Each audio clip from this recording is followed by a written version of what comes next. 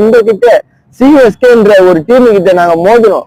ஏன்னா நீங்க 5 வருஷம் கப் எடுத்த ஒரு சாம்பியன், உங்களை நாங்க தோற்கடிச்சுட்டோன்னா அது எங்களுக்கு ஒரு கப் அடிச்ச போல என்ற ஒரு ஃபீல்ல ஆர்சிபியோட வெறியர்கள் நாங்க இருந்தோம்.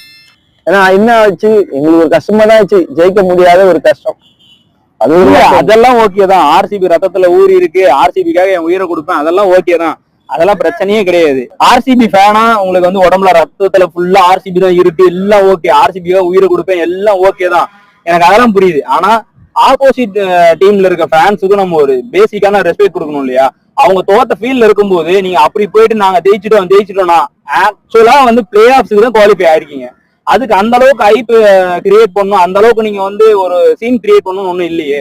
அது நான் ஒரு சிஎஸ்கே ஃபேனாவே எனக்கே கஷ்டமா இருந்துச்சு. ஏன்னா எனக்கு கோலி ரொம்ப பிடிக்கும், பேரலா வச்சுப்பேன், கண்டிப்பா ஆர்சிபி ஜெயிக்கணும், நான் ஆர்சிபிக்கு நான் சப்போர்ட் பண்ற ஆளு அப்படின்றப்ப எனக்கே அதை பார்க்கும்போது ரொம்ப கஷ்டமா இருந்தது.